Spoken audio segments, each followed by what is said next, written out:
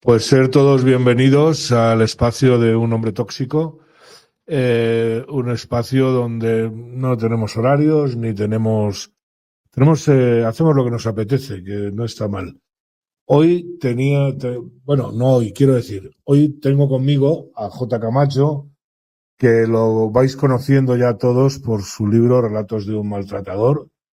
Le debo una disculpa que le voy a hacer públicamente porque la otra vez había quedado para entrevistarme con él. Y por avatares de la vida, que no fue el tráfico, por avatares de la vida no pude venir. Él entrevistó a Lina, le hizo una entrevista muy buena sobre el libro, así que yo he pensado que vamos a hablar un poco, pues como compañeros de Anaviz, por decirlo de alguna manera, estamos los dos en la misma asociación. Yo creo que la conocéis y para los que no la conozcáis, Anaviz es una asociación de gente sin ánimo de lucro, sin verdadero ánimo de lucro, que se dedica a, bueno, pues a ayudar y a consolar a las víctimas de la violencia doméstica, hombre, mujer o medio pensionista. Aquí no hacemos distinciones de ningún tipo. Y pues nada, Jota, bienvenido, creo. Buenos días, Enrique. Buenos días. Muchas gracias por invitarme y nada que disculpar. Los avatares de la vida lo que nos han permitido es que hoy, en lugar de hacer una entrevista a 3, hagamos una entrevista a 2 y tengamos más tiempo para charlar un poquito, sí. Así que me parece perfecto y muchas gracias por darme una oportunidad de volver a estar aquí en Multicanal. Un placer para mí. No, el placer es mío porque lo que tú has hecho me ha llamado. Yo te estaba comentando antes de empezar que no voy a hacer una entrevista sobre el libro porque ya te la hemos hecho aquí y en otros lados, y yo creo que el libro ya va siendo conocido. Para aquellos que no los conozcáis, la forma más mejor de conseguirlo es en Amazon. Relatos de un maltratador, J. Camacho. El libro es muy valiente y muy inteligente. Yo lo voy a decir, aunque estés tú delante, lo tengo que decir, porque realmente tocar ese tema, los que sabemos lo que es muy duro. Pues sí, lo es y te digo más. Yo no sé si es valentía o inconsciencia, pero me apetecía tocar este tema y no está acabado. Quiero decir, Relatos de un maltratador es la primera parte de una trilogía cuya segunda entrega está ya preparada para conocer la luz el 29 de mayo de 2026. O sea, queda poquito. Queda relativamente poco. Está ya todo en fase de preparación. En cuanto al lanzamiento, me refiero, la novela ya está. Y como digo, el 29 de mayo de 2026 va a ver la luz. Se llama El diario de Carmen. Sí. Y es la segunda parte de Relatos de un maltratador. Visto desde el punto de vista de la mujer. Y ahora vamos a verlo desde el punto de vista de Carmen, porque a veces, Enrique, no todo es lo que parece. Claro. Pues está muy bien. Yo saco la conclusión que eres un tremendo psicólogo. Yo no sé si has estudiado psicología o te has psicoanalizado o algo, pero tienes una habilidad ahí, ¿no? Convivo con una psicóloga desde hace 16 años. Pues algo te ha pegado. Entonces, y dos que duermen en el mismo colchón. Sí, se acaban pareciendo, ¿no? Pero, bueno, yo tengo 45 años, Enrique, pero he vivido muchas vidas en mis 45 años, porque la vida, por una razón o por otra, me ha llevado por distintos caminos y por distintos derroteros que me ha obligado, al mismo tiempo que me ha dado la oportunidad, de enfrentarme a muchas situaciones, no todas buenas, y al final el agua se purifica contra las piedras y creces como persona cuando tienes problemas. Y a mí la vida pues me ha dado muchos y he tenido la oportunidad de enfrentarme y solucionarlos, por suerte, todos ellos. Y la persona que tienes delante tiene 45 años, según el carnet de identidad, pero... Tiene algunos más, ¿no? Me autopercibo como una persona mayor. Mayor. Es difícil, de todas maneras. Yo entiendo lo que me dices, pero no todo el mundo lo sabemos hacer. O sea, es complicado porque el libro no es autobiográfico. El libro es, bueno, una descripción de una situación mucho más común y corriente de lo que parece. Como tú muy bien explicas siempre, podemos ser cualquiera. Sí, cualquiera. Es decir, no es una situación autobiográfica la que se presenta en mi novela. Sin embargo, muchas de las personas que la leen me comentan que o lo han vivido en su casa o lo han visto en un vecino o al final se sienten identificados de alguna forma con alguno de los personajes. Porque sí es verdad que tengo imaginación para llevar la novela a cabo, pero al final no tanta como para no presentarle al mundo cosas cotidianas, cosas que todos hemos vivido y que no nos suenan demasiado extrañas, por desgracia. El maltrato a todos los niveles, o los diferentes tipos de maltrato, están reflejados en la novela precisamente para hacernos ver qué es un verdadero maltratador, cuál es una verdadera historia de maltrato y removernos un poquito esas conciencias por dentro. Hay algunos puntos, incluso, Enrique, no sé si te habrá ocurrido a ti, en el que llegas a empatizar hasta con el propio personaje. No es difícil, porque él se va explicando. Y claro, cuando uno se explica a sí mismo, se explica con cariño, no lo hace con odio, ¿no? Claro. Claro. Y no se trata de dulcificarlo, ni mucho menos, No. simplemente de entender por qué las personas hacemos ciertas cosas. Está muy bien traído, porque además hay, digamos, esa explicación de la infancia, que es donde nacemos todos, bueno, nacemos, digamos, psicológicamente o como personalidad, ¿no? Y cómo se traspasa, ¿no? Un trato en la infancia o una vivencia en la infancia. Hay un dicho que dice que escribe sobre un niño, escribe sobre el futuro, ¿no? Claro. Y es así, ¿no? Pero yo te quería preguntar, ¿el maltrato del hombre hacia la mujer es muy diferente del de la mujer hacia el hombre? Yo pienso que en ciertos puntos se pueden encontrar, porque el hombre puede ejercer maltrato psicológico y la mujer puede ejercer maltrato físico, pero los hombres y las mujeres no somos iguales.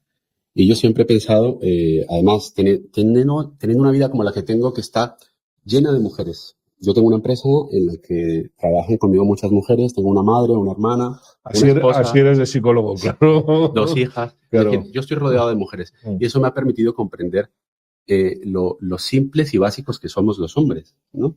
Entonces, al final, el hombre, por naturaleza, cuando se queda sin herramientas, ejerce maltrato físico.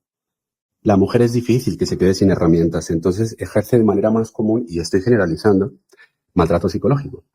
Entonces, sí. Yo creo que esa es la gran diferencia, ¿no?, que nos encontramos a día de hoy. Mucho maltrato psicológico hacia el hombre y maltrato físico hacia la mujer, lo cual no quiere decir que no se ejerza la inversa. Que no, sí, te entiendo perfectamente. Hombre, yo pienso que el hombre maltratador es un hombre que no ha madurado. Realmente es un hombre que no se plantea a sí mismo. Se tiene unas normas, tú lo explicas también, muy rígidas de conducta. Yo soy el macho alfa de la casa y el que tal, ¿no? Por eso no entiende a veces como no lo entienden, ¿no? O sea, es consciente. Pero en realidad no ha madurado, o sea, no entiende, no tiene empatía, no comprende al de enfrente, ¿no? O que la mujer es diferente, por ejemplo, no puede entenderlo, ¿no? Sin embargo, la mujer quizá viene pues de un hecho de debilidad, alguien me va a matar por decir esto, pero bueno, o de cobardía, o una manera de defenderse, ¿no? Ese maltrato psicológico que el hombre ejerce también, ¿eh? Sí, claro. Porque eso que te cuentan de, bueno, que no hagas esto, que eres tonta, o que fea eres, o yo qué sé, ese tipo de cosas que hace un maltratador siempre, eso es maltrato psicológico, exactamente igual, ¿no?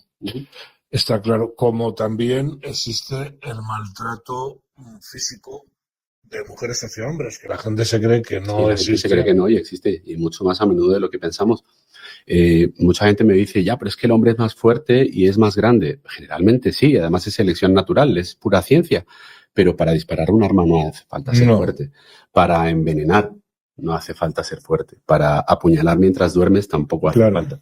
Incluso yo conozco casos y además sé que tú también, porque colaboramos con la misma asociación que Sanavid y que hemos hablado con muchos padres, tiarrones de 2 metros de alto a los que su mujer los maltrata. Entonces, pero vamos, sí. Por supuesto que se dan esos casos de maltrato físico y por supuesto que se dan los casos de maltrato psicológico por parte de hombres.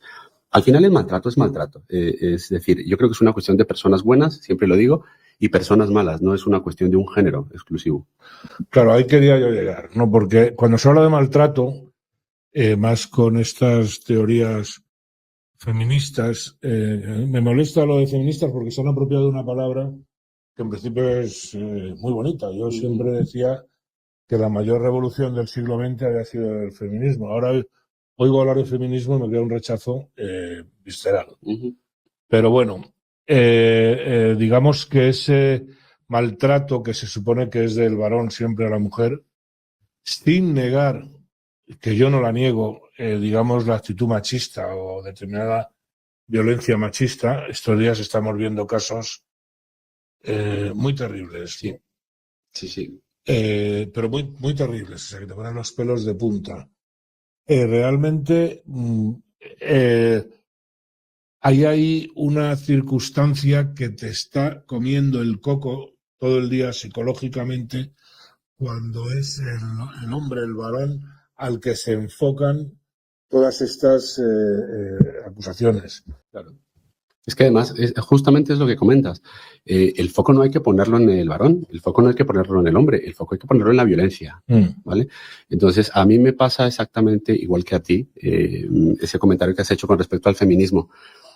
A mí me revuelve las tripas escuchar hablar de feminismo. Yo siempre digo en mis canales que para mí el feminismo radical es cáncer, porque adueñarse de esa bandera y liderar a la mitad de la población de este planeta en base a una bandera ideológica, eso es un cáncer.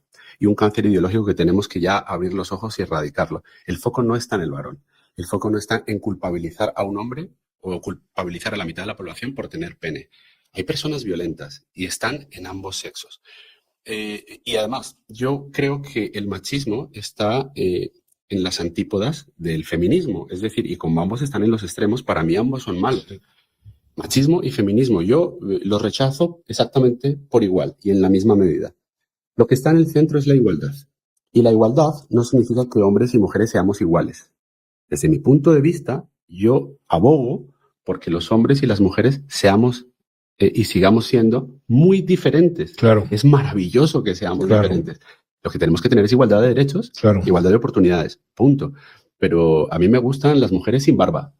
Sí, entonces es mi convicción, son mis gustos sexuales. Te alabo el gusto, desde luego. Sí, entonces, está claro, ¿no? Bueno, pues seamos diferentes, con las mismas oportunidades, los mismos derechos. Esa es la verdadera igualdad. No que los hombres y las mujeres seamos iguales.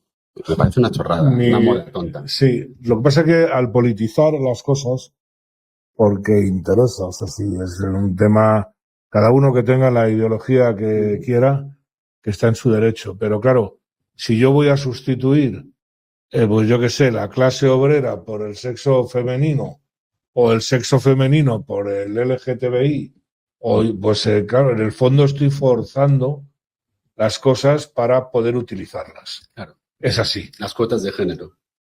Sí, lo del invento del género, yo creo, vamos, ojalá no me equivoque, que quizá va a empezar a estar remitiendo ya. Arabis es un ejemplo y porque ha hecho mucho daño. Mucho daño. Tú comentas esos, creo que son 3 o 4 mil suicidios anuales. Son suicidios, ¿eh? O sea, de gente que no puede más. Sí. Y yo creo que hay que acabar con todos estos institutos, ministerios de la mujer, de las mujeres, como dicen, para no dejarse a ninguna, porque están haciendo un daño tremendo. Niños que se quedan sin padres, padres que se quedan sin niños, te niegan, ¿cómo se dice? La exclusión parental, que no puedes ni alegarlo, o sea, no existe. Un niño no echa de menos la carencia, no puede por ley echarla de menos. Es tremendo. O sea, es tremendo y es aberrante y además es discriminatorio. Bueno, claro, eso por supuesto. Porque yo no entiendo que haya un ministerio de la mujer y que yo no tengo un ministerio para el hombre. Claro. Es completamente discriminatorio. Y si a eso vamos, y si hablamos de Anavid, y si hablamos de, por ejemplo, lo que personas como tú o como yo estamos haciendo por aportar algo a la sociedad, que es trabajar y donar nuestro tiempo de manera gratuita para ayudar a las personas, pues tenéis delante a dos de las personas más feministas en España, en este país. Porque yo trabajo de lunes a domingo, te lo decía hace un momento, y trabajo, bueno, desde hace un año aproximadamente trabajo 17 horas al día, que se dice pronto. Estas ojeras no son por haber bebido copas anoche, estas ojeras son porque yo duermo poco y trabajo mucho. Claro. Y muchas de las horas que yo trabajo, de hecho, la mayoría de las horas que yo trabajo, no lo hago por dinero, lo hago por ayudar. Y cuando yo defiendo a una persona de una denuncia falsa, estoy defendiendo a una mujer que realmente necesita denunciar. Porque las mujeres maltratadas existen y los hombres. Y las denuncias falsas lo que hacen es colapsar juzgados, colapsar comisarías y hacerle un flaco favor a las que realmente están maltratadas. ¿Qué es feminismo? Ayudar, ¿no? Sí, se supone. Yo creo que ahora es un negocio. Claro. Ese es el problema, que se convierte en un negocio, ¿no? Y luego dice muy poco de la sociedad. O sea, cada vez que una mujer va a un abogado o abogada a mira, me quiero divorciar, por lo que sea, y lo primero que le dice es denúnciale. Y vamos por la vía rápida. Y vamos por la vía rápida. Yo creo que esa persona, si pensara lo que está haciendo, fuera de que tiene que ganar la minuta, no lo haría. O sea, es que no creo que hay buenos y malos, los hay, ¿no? Pero tanta maldad me parece excesiva, ¿no? Sí, de hecho yo muchas veces he pensado que estoy convencido de que no existe una universidad para mujeres malas. Entonces, tantas no se pueden poner de acuerdo para hacer lo mismo. Ese protocolo viene de la industria que está montada en torno al negocio del feminismo y en torno al negocio de la criminalización del hombre. No existe esa universidad de mujeres malas. Existe una persona mal aconsejada que en un momento de despecho, que en un momento de dolor, que en un momento de desamor toma ese tipo de malas decisiones y no piensa que está haciéndose daño a su propia moral, haciendo daño a una persona a la que está, en algunos casos, llevando a las puertas del suicidio o más allá de esas puertas. Y está generando un karma en sus hijos. Los niños, Jota, claro, eso es. Es decir, tú como madre, ¿cómo puedes hacerle eso al padre de tus hijos? Esos niños que van a crecer y que puede ocurrirles exactamente lo mismo. Esa alienación, ya me acuerdo de la palabra parental, que no existe, ¿no? Que no existe porque lo han dicho, tú no puedes ir a un juzgado, esto hay que contarlo cada vez que podamos, ¿no? A denunciar que tu hijo sufre primero el síndrome, niegan el síndrome de alienación parental y por tanto, por extensión, niegan la alienación parental. Es un tema que no está resuelto, más hay en países que sí se acepta y por algo será. Pero es tremendo, o sea, es que no se piensa en los niños, se ponen como excusa, ¿no? En Colombia, que es el país en el que yo nací, está prohibido utilizar el término alienación parental. Está prohibido por ley. Aquí en España no está prohibido todavía, aunque pretenden prohibirlo con la ley de violencia vicaria. Una de las cosas que pretenden es que hablemos, como estamos hablando tú y yo en este momento, acerca de ese tema. Pero yo estoy convencido, a pesar de que te dije hace un momento que soy una persona muy mayor, estoy convencido de que antes de que yo me muera voy a poder ver cómo está reconocida la alienación parental. Hombre. Porque la fibromialgia no estaba reconocida hace unos años. Y ahora sí. Y la llamaban la enfermedad de los perezosos y de los enfermos. Y había gente muriendo de dolor por la fibromialgia. En este momento hay mucha gente muriendo de dolor por la alienación parental. Que no esté recogido legalmente, que exista, no quiere decir que no haya gente muriendo de dolor por ello. Y yo soy una de esas voces que da luz a este problema y que lo explica. Desde luego, si no quieren que hablemos de esto, ya pueden estar mandando a la policía por acá o algo, porque yo voy a hablar cada vez que me dé la gana. Claro. O sea, lo tengo claro, ¿no? Porque es un hecho real. Lo es. Fíjate tú que este tema que estamos hablando, en realidad, es un tema que tiene una trascendencia importante, pero en realidad estamos hablando de relaciones de pareja. De alguna manera, no sé, en algún caso será de trío, no tengo la experiencia, pero de relaciones de pareja, ¿no? Y sí que es cierto que se ha generado una tensión, salgo del tema, pero es lo que quería hacer contigo, ¿no? Para que la gente te conozca mejor, ¿no? Se ha generado una tensión, digamos, a la hora de relacionarse. El número de divorcios que existen en menores de 45 años es tremendo. O sea, la gente ya ha empezado a celebrar los divorcios. O sea, es fuerte esto, ¿eh? O sea, lo que siempre ha sido un drama, porque es un fracaso vital, ¿no? Entonces, claro, se vive de otra manera, ¿no? Quizá haya un proceso que conlleva esta parte de violencia, a veces el uso de los malos tratos falsos, que como inciso, tú lo cuentas y lo cuentas siempre, y en nadie lo sabemos, al menos el 80% de las denuncias son falsas. Es que se dice pronto, ¿eh? Es un número aberrante. El 80%, al menos el 80% de las denuncias son falsas, pero es que el número va mucho más allá, porque si metemos en el saco las conformidades, entonces el número se acerca al 100. Sí, efectivamente. Pero es que, digamos que las feministas lo niegan, pero lo negáis porque se os cae el chiringuito. O sea, es que se os cae el chiringuito. Pero ¿cómo no van a negar si ese chiringuito son 500 millones de euros solo para el Ministerio de Igualdad? Ujú. Pero si hablamos del resto de los ministerios y del resto de las políticas de igualdad que sostienen esta industria, hablamos de 20.000 millones de euros en los últimos 3 años. Por supuesto que les interesa seguir negando las denuncias falsas. Y lo más complicado de todo esto, por no decir otra palabra malsonante, es que hay muchísimas mujeres maltratadas, muchísimas, que no denuncian. De hecho, la mayoría de las fallecidas nunca habían denunciado. Claro.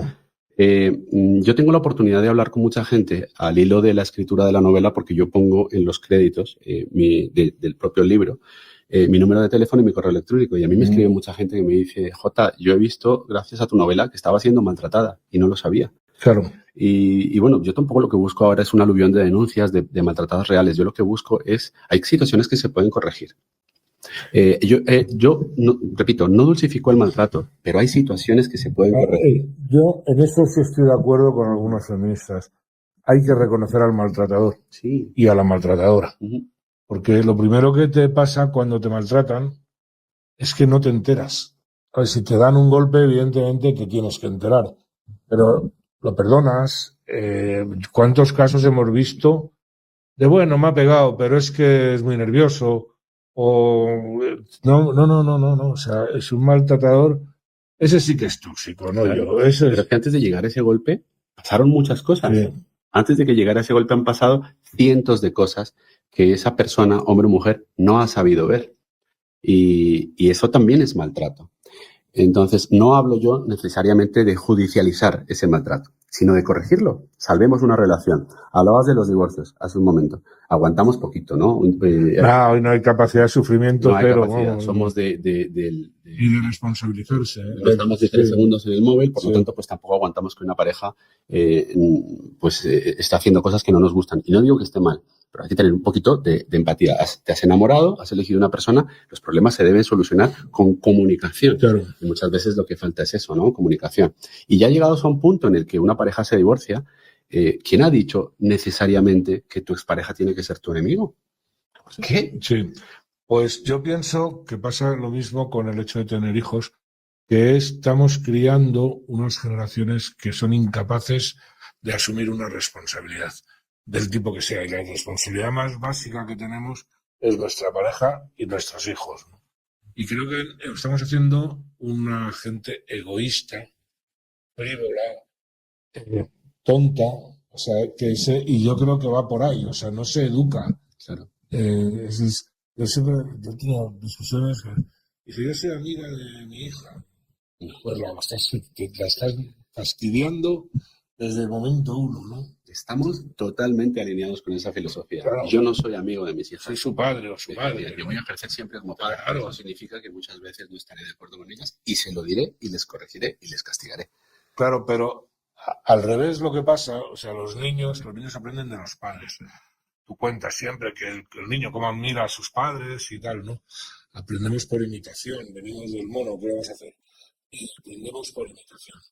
Y claro, eso que tú estás transmitiendo es lo que los niños están aprendiendo. Y claro, si tú no eres capaz de autocontrol, si tú no eres capaz de demostrar un cierto sacrificio, pues la siguiente generación va a ir todavía peor, ¿no? Claro, no lo estás transmitiendo y por lo tanto no estás educando en ese aspecto que es mucho más importante que hablar de matemáticas, por ejemplo, sí, que también es importante, por supuesto, y geografía, y ciencia, y filosofía.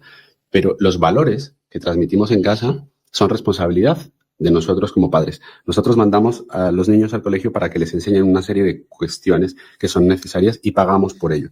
Pagamos cuando pagamos un colegio privado o pagamos por medio de nuestros impuestos cuando es la escuela pública, pero pagamos por ello. Pero hay otra labor que se hace en casa y es la del ejemplo, la de transmitir ese ejemplo. Y, por supuesto, uno de los ejemplos que tenemos que transmitir es la paciencia, el diálogo, el entendimiento y la tranquilidad dentro de una pareja. Y no digo que no se discuta, pero hay discusiones que tus hijos pueden presenciar y discusiones que no. Que no pueden ni deben, efectivamente. Efectivamente. Y actitudes, y hay que saber aguantarte como te aguantas en la oficina. No hay otra, ¿no? Eso es el tema y venía porque, claro, yo venía que te estaba comentando, la relación entre hombres y mujeres se va haciendo diferente. O sea, era diferente la de mis padres y es diferente la de mis hijos con respecto a mí. Hay cosas de mis hijos que me sorprenden en sus relaciones de pareja. No es que nos las vayamos contando, que no nos las contamos, pero ves datos y te quedas y dices, bueno, pues unas cosas las ves mejor y otras peor, ¿no? ¿Tú crees que la familia se va a poder mantener con estos cambios que está viendo? Porque yo no concibo un niño, y viene al hilo de lo que estabas diciendo del colegio, educado fuera de la familia, porque siempre te ha educado la familia. Al colegio vas a aprender, pero la educación, los valores, lo que tú debes ser, te lo da la familia, siempre lo da. Y venimos del mono, como tú decías, y venimos de la tribu, y es el valor más antiguo y más básico que hay, que es la familia. Pretenden destruirla. Y entonces aquí ya entramos en política, porque al final es lo que se pretende a día de hoy, que es la destrucción de la familia. Si lo consiguen, pues entonces no vamos a estar tú y yo aquí para verlo, porque se destruirá absolutamente todo. Es la base de absolutamente todo, la familia. Si no hay familia, no hay reproducción. Entonces necesitamos, a no ser que se inventen otra forma, pero hace falta un hombre y una mujer. Y bueno, pues algunos me van a criticar por ser tradicionalista y hablar de la familia tradicional. Yo no estoy hablando de que no se pueda generar una familia entre un hombre y otro hombre, o entre una mujer y otra mujer, por supuesto, y me parece fantástico y no lo critico. Pero la sociedad necesita que de base haya una familia tradicional para poder mantenerse y para poder transmitir unos valores que nosotros como seres humanos necesitamos de ambos sexos. Es decir, mi padre me enseña una serie de cosas y mi madre me enseña otras. ¿Dos mujeres me pueden enseñar? Por supuesto que sí. A mí mi abuela me ha enseñado cosas maravillosas y Claro. fantásticas. Y la otra abuela, no, porque no la conocí, pero seguro que si lo hubiese podido conocer, si hubiese vivido, me hubiese enseñado cosas fantásticas. Pero también necesitamos la visión del otro lado. Es decir, es importante para el desarrollo de la mente de un niño, pues que tenga un padre y una madre que le puedan aportar cosas completamente distintas. Están destruyendo, pretenden destruir la familia tradicional, y una de las maneras más efectivas es enfrentar a hombres contra mujeres. Y que cualquier discurso que se salga de esa norma progresista sea un discurso que se pueda condenar, como mis palabras de hace un momento. Decir que un hombre y que un niño necesita la educación de un hombre y una mujer puede ser malinterpretado y puede convertirse en trading topic. J. Camacho ha dicho esto y por lo tanto está en contra de los homosexuales. Pues no. Pues no, porque hablar de una cosa no significa excluir otra, efectivamente. Sí. Yo estoy de acuerdo con absolutamente todo. Simplemente, pues, siempre lo digo, me habrás escuchado. Yo tengo unos gustos sexuales, unas convicciones religiosas y una ideología política. Son mías, como cada uno tiene las suyas. Son mías. Y bueno, pues hablo en base a ellas. Claro, Eso pero no ahora, significa criticar. ahora pretenden que no las expliques. O sea, ahora pretenden callarte, ¿no? Ujú. Toda la vida diciendo ese victimismo.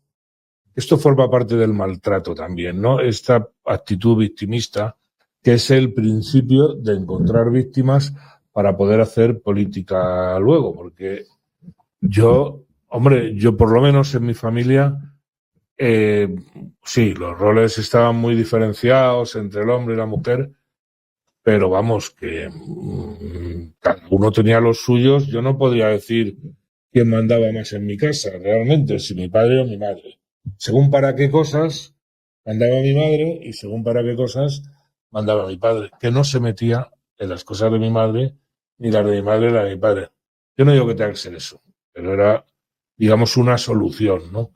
Ahora va a ser muy difícil, ¿no? ¿Cuántas parejas discuten por si el niño hay que enseñarle esto o aquello o tal? Porque nos hemos vuelto además tan exquisitos ya, o sea, que es que los niños no pueden sufrir, los niños van a sufrir como todo ser viviente. Y más vale que sufran Sí. por su propio bien Sí. en el futuro. Estamos ahora pasando un mes bastante complicadete, bueno, ya desde noviembre, con el tema de la gripe. Hay un montón de gente enferma.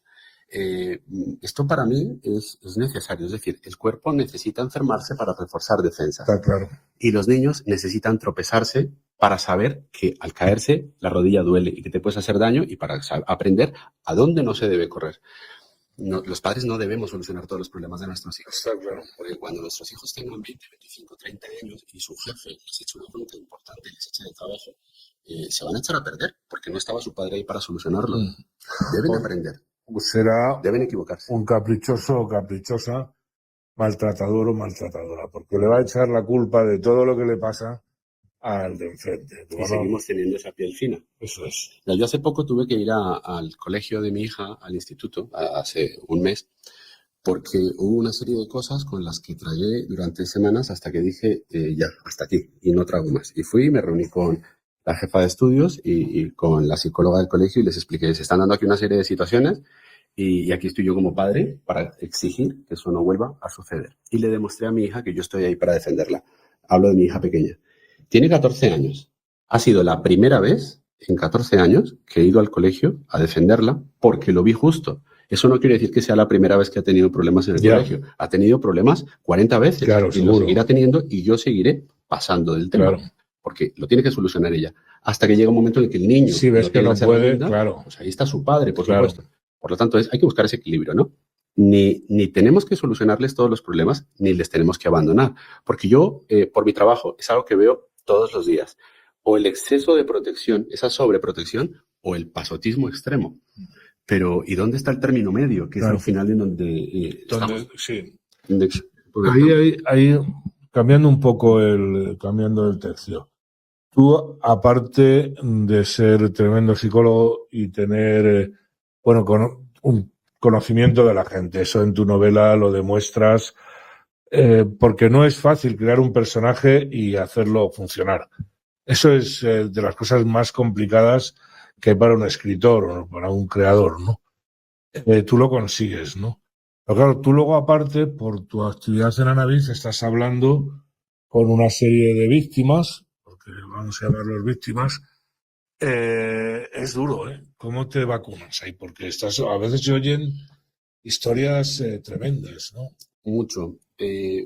Yo, cuando me metí en todo esto, yo soy víctima de denuncia falsa y soy víctima de alienación parental. Cuando yo me metí en todo esto, yo creí que era una de las grandes víctimas de este país, ¿no? Sentía que lo que se había cometido conmigo era una de las injusticias más grandes de este país, o si me apuras, del mundo, ¿no? Y cuando me metí en todo esto, me di cuenta que yo era uno más y además de los más pequeñitos, es decir, con el menor de los problemas. Y empecé a conocer los problemas de la gente, lo que me ha servido a mí también como terapia para relajar un poco mi propio tema y darme cuenta que lo mío pues no era... Desgraciadamente no era tan importante, era uno más. Claro. Hablo con víctimas que me dicen, bueno, Jota, tu dolor es tu dolor y hay que respetarlo, por supuesto. Y mi dolor le doy valor porque no poder disfrutar de mi hija mayor como me gustaría, pues a mí me duele.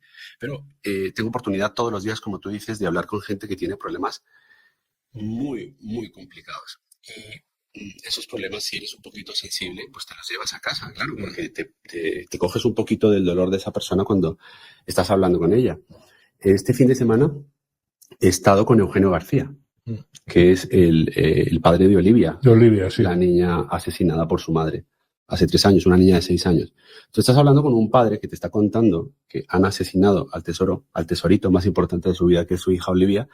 Es imposible que no te lleves eso a casa si eres una persona, un ser humano con un mínimo de empatía.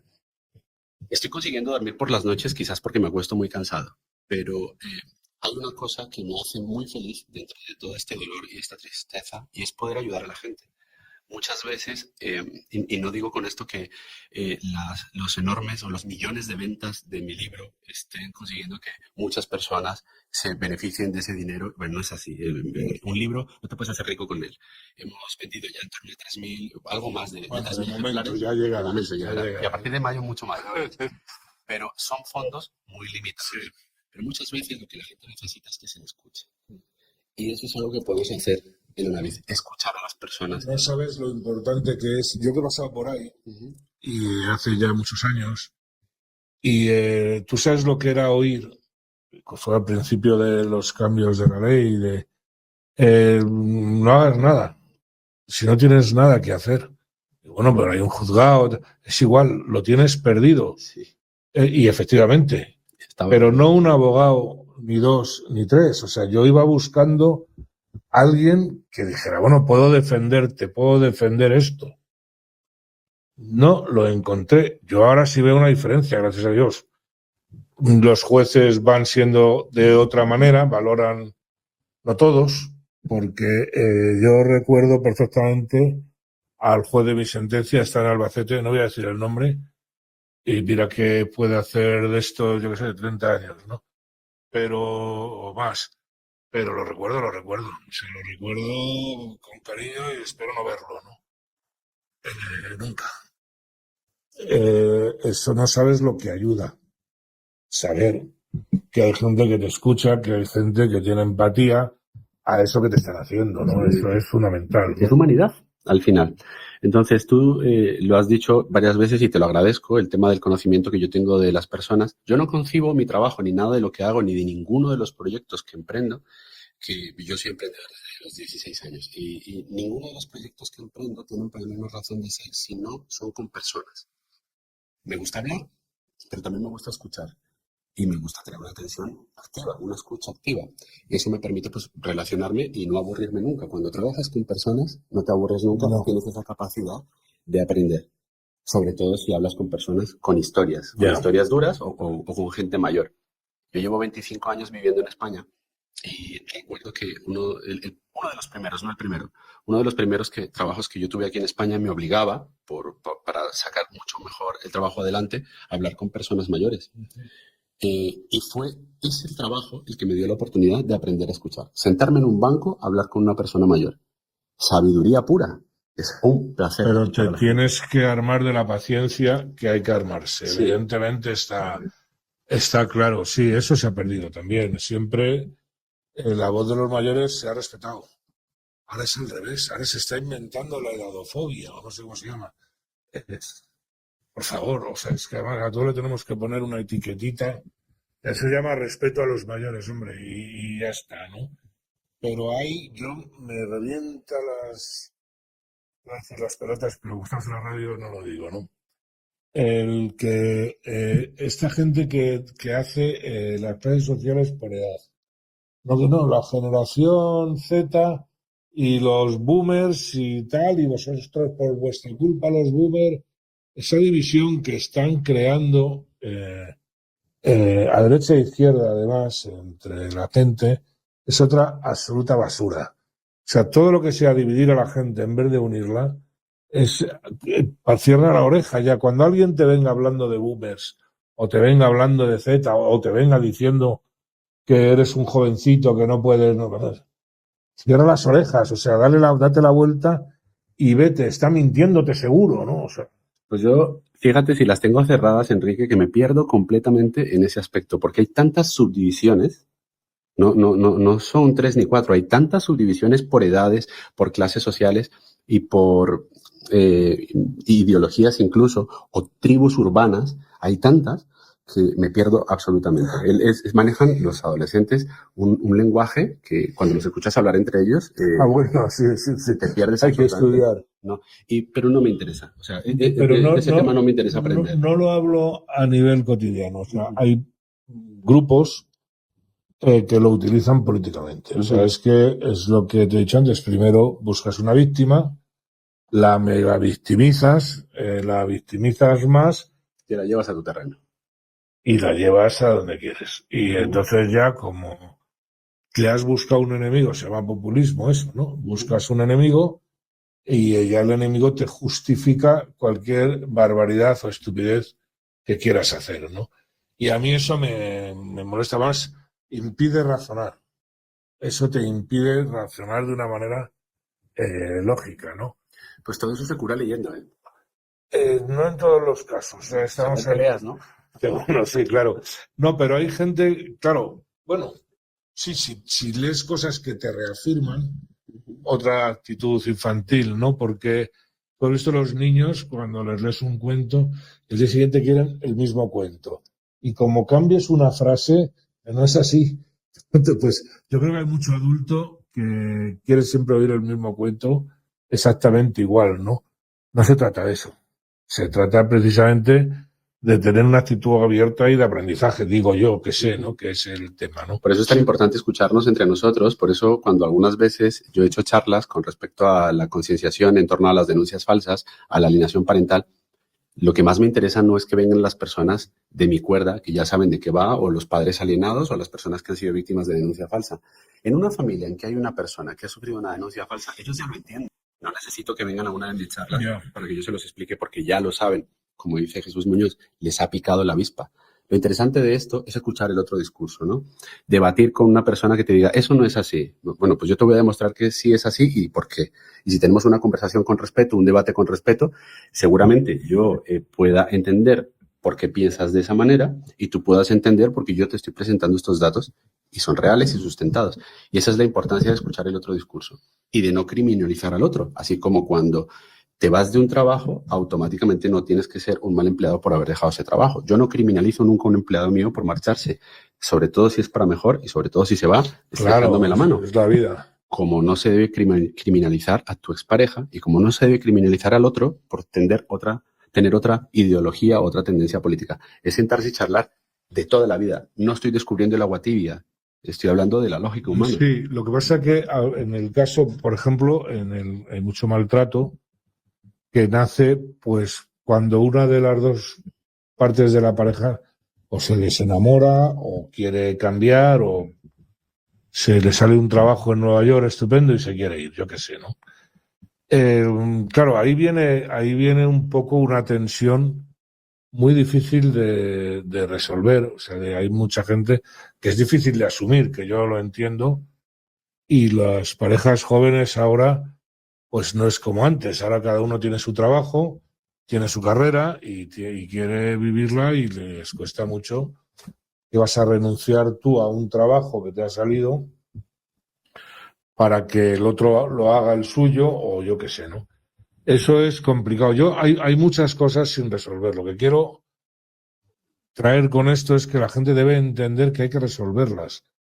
No hay que pegarlas o no hay que torturarlas, ¿no? Y si no tienen resolución posible, pues nos despedimos, nos damos la mano, un beso y nos vemos cada año cuando yo vuelva de Nueva York. Claro. Y somos amigos. Y si tenemos hijos, no nos vamos a ver cada año, nos vamos a ver antes y por las buenas. Pero el maltratador lo vive como un fracaso de su vida, porque el maltratador, como tú muy bien explicas en el libro, es maniático. Quiere que las cosas sean totalmente como él las tiene en la cabeza. O sea, necesita ajustar el mundo a su cabeza, ¿no? Por desgracia, parece que hay una línea o un hilo que une a estas personas que si eres narcisista y tienes alguna serie de TOCs, pues tienes más tendencia a ser maltratador precisamente porque eres inflexible con respecto a ciertos temas, ¿no? Y entonces parece que es una característica del maltratador el narcisismo y la rigidez.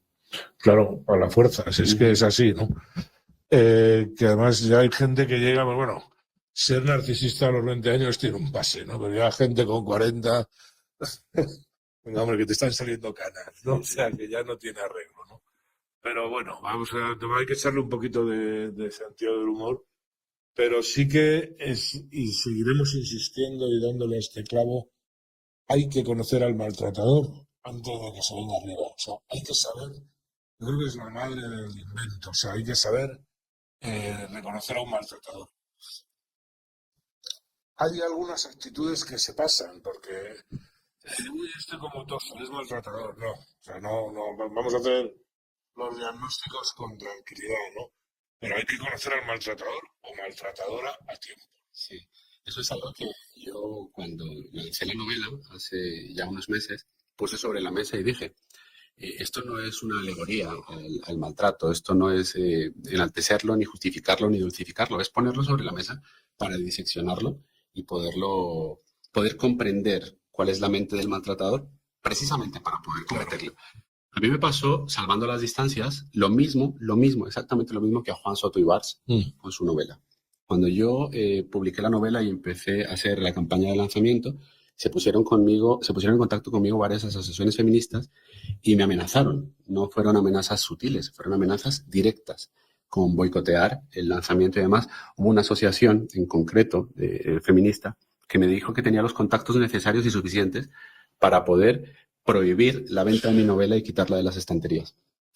Me hizo muchísima gracia. Y tenía que haberlo aprovechado mejor, como lo hizo Juan Soto Ibars. Claro. Tenía que haberlo aprovechado mejor. Me han prohibido, sí. Claro. Yo me reí y dije, mira, vamos a ver. Yo he regalado, antes del lanzamiento había regalado ya más de 50 ejemplares de mi novela a ciertas personas o asociaciones que me interesaba desde el punto de vista comercial que leyeran la novela para ayudarme a promoverla, a publicitarla.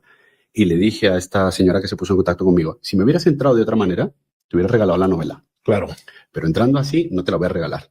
La compras, la lees y a partir de ahí deduces tú misma si esta novela está en contra o no del feminismo. Está muy bien. Sí, a Juan Ibars hay que agradecerle porque digamos que por ser un escritor conocido y tal, pues se está teniendo una influencia en el tema como a Jesús Muñoz. O sea, está claro que son. Y yo, mira, voy a mandar un recuerdo a una persona que fue pionera, que a mí leer su libro me gustó y me ayudó, que fue Alicia Rubio. Uh-huh. Alicia Rubio, que me he acordado por lo que cuentas de los scratches y las prohibiciones. Alicia Rubio, cuando escribió su libro, no es novela, cuando escribió su libro, la fueron escracheando por toda España, era al principio. O sea, se creían con derecho y menos mal que es mujer, porque si no es mujer, pues no sé lo que hubiera pasado, ¿no? Esa violencia que tienen las feministas, esa forma de odiar al de enfrente, ¿no? Eso es maltrato en estado puro y duro, ¿no? Y además es incoherente y ridículo. Combatir el maltrato con una amenaza. Sí, exactamente, es absurdo totalmente, es absurdo. ¿No?